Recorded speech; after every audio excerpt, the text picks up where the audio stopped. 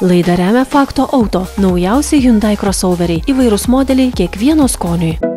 Laidos rėmėjas rrr.lt, raskite savo dalį.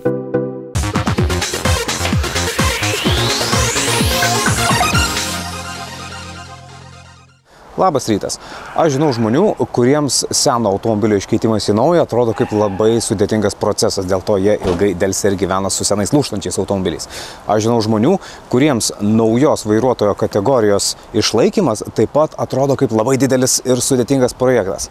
Bet žinokit, tai yra niekis, palyginus su tuo, ką reiškia vieną automobilių sporto discipliną iškeisti į kitą.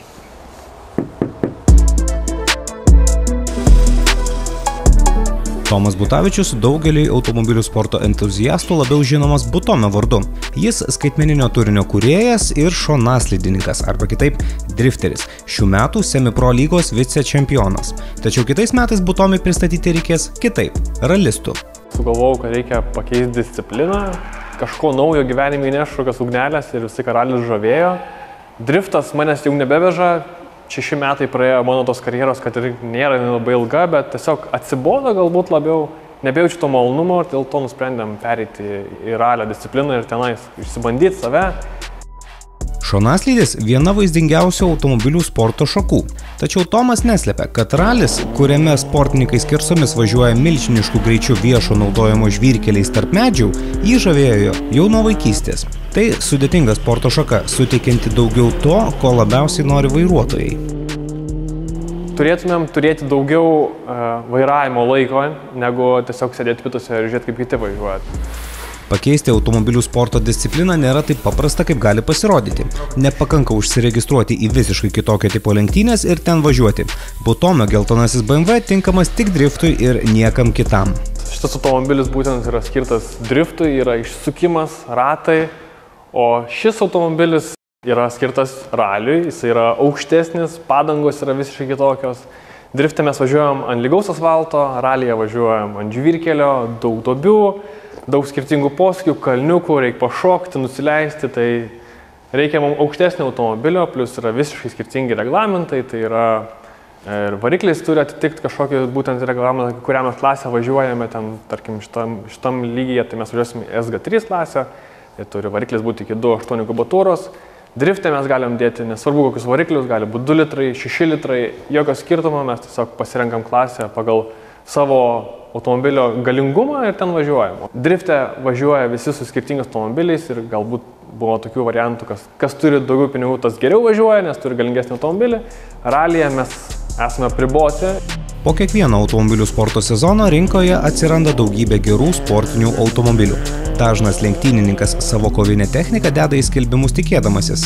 Jei pavyks parduoti automobilį, atsinaujinti.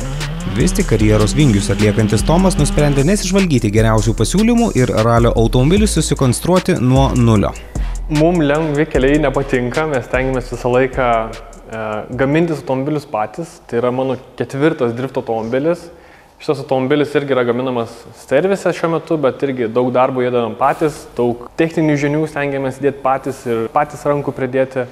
Ir tuo pačiu smagu, kad yra partneriai, kurie prisideda prie tų visų automobilių gaminimų, tai tas pats Hado. Ir Hado užtikrina ilgamžiškumą varikliuose, mes galime su jais eksperimentuoti, atsukti daugiau arklių, daugiau galios, greičiau važiuoti ir jie mums laiko jau ne vieną sezoną, kas yra labai smagu ir mums sutaupo pinigų, nes nereikia keisti variklių, greičio dėžių, reduktorių. Hado alyva tepamas Mercedes-Benz V8 tipo motoras jo drifto BMW modelyje be jokių kaprizų atlaikė 2 sezonus. Tai nuolat į ribotuvą besidaužantiems šoneslydžio automobiliams nebūdinga. Tad naujasis ralistas neabejoja, kad ralyje rezultatams didesnį pavojų kels į trasą bėgiojantys medžiai, o ne techninės problemos. Tomas sako, kad automobilį konstruoti jam patinka dar ir todėl, kad jis pats gali prižiūrėti kokybę, bet to ramiau važiuoti, kai žinai, kaip viskas veikia. O naujovių, į kurias reikės koncentruotis ralyje, bus į valias. Drifto trasos dažniausiai būna visos panašios, vienodos ir mes jas važiuojam metų iš metus, tai esame išmokę atmintinai praktiškai, atvažiuojam, kai pasidarom kelis treniruočių važiavimus ir vėl prisiminam, kaip reikia tai daryti.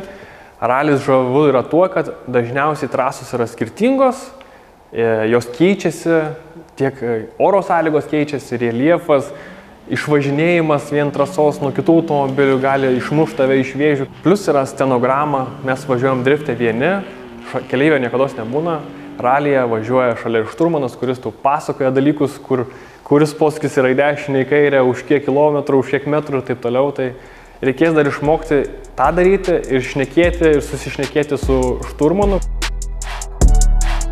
Tomas Butavičius važiuos ekipaže kartu su savo broliu Renatu, tad tai bus šeimyninis duetas. Ekipažas planuoja iš karto šokti į Lietuvos ralio sprinto čempionatą B lygą, tačiau prieš tai sakė pasibandys save ir C lygoje, Lietuvos mini ralio čempionate. Bet kokiu atveju, kitais metais iš už Butomio automobilio kils ne balti svylančių padangų dūmai, o žvyrkelio akmenys ir dulkės.